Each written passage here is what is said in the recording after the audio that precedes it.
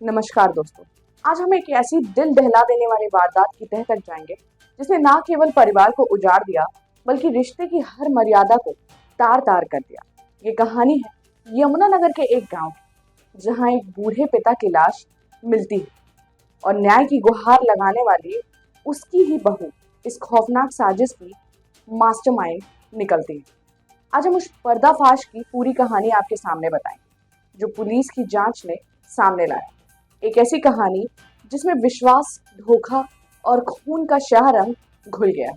यमुनानगर की कस्बे रादौर के शांत गांव खेसपुर में 5 दिन पहले ही एक ऐसी घटना हुई जिसने न सिर्फ गांव बल्कि पूरे हरियाणा को झकझोर कर रख दिया। ओम प्रकाश नाम के एक बुजुर्ग व्यक्ति का शव उनके घर के बाड़े में खून से लथपथ मिला।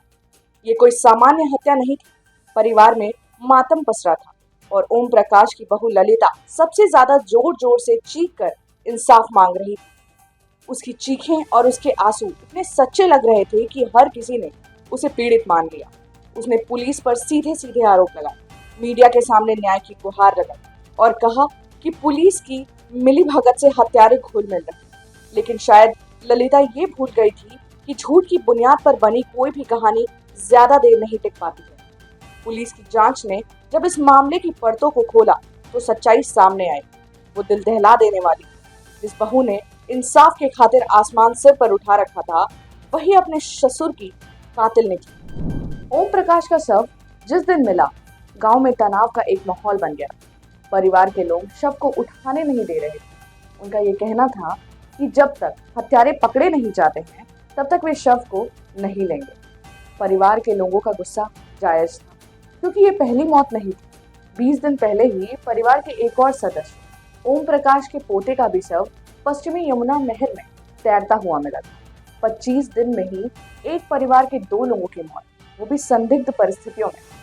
परिवार के लोगों ने 5 लोगों के नाम भी पुलिस के सामने रखे जिन पर उन्हें शक था, लेकिन पुलिस ने अपनी जांच की। पुलिस ने वैज्ञानिक और तकनीकी सबूतों पर भरोसा किया।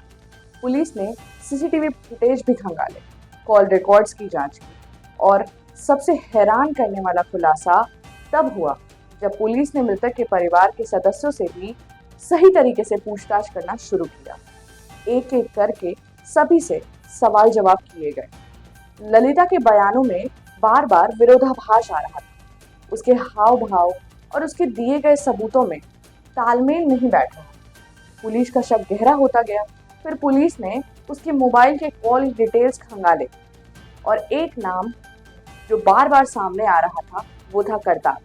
जब पुलिस ने करतार के बारे में छानबीन की तो पता चला कि वो ललिता का प्रेमी था। पुलिस के लिए ये बड़ा ब्रेक थ्रू था। जिस मामले को सुलझाने के लिए वो बाहरी लोगों पर शक कर रहे थे, उसका जवाब घर के अंदर से ही निकल आया। पुलिस ने ललिता से फिर से पूछताछ की, लेकिन इस बार सवाल सीधे थे और सबूतों के साथ थे। आखिरकार ललिता टूट गई और उसने अपने गुनाह को कबूल कर लिया। उसने बताया कि उसने ही अपने प्रेमी करतार के साथ मिलकर अपने ससुर ओम प्रकाश का गला रेतकर उनकी हत्या कर दी है।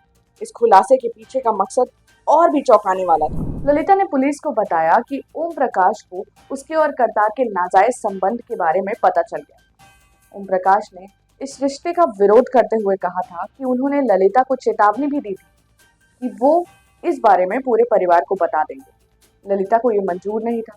उसे लगा कि अगर ये बात परिवार में फैल गई तो उसकी बहुत ही बुरी तरीके से बदनामी हो। अपने नाजायज रिश्ते को बचाने के लिए ललिता ने अपने ही ससुर को रास्ते से हटाने का फैसला ले लिया।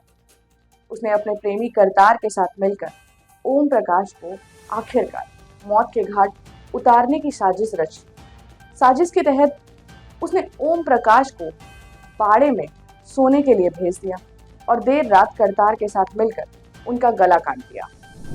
दिलचस्प बात यह है कि पुलिस के गिरफ्त में आने से पहले ललिता मीडिया के सामने बहुत पीड़ित बन रही थी। ये मीडिया से कह रही थी कि आप पुलिस की वीडियो बनाओ, यही लोग आरोपियों से मिले हुए।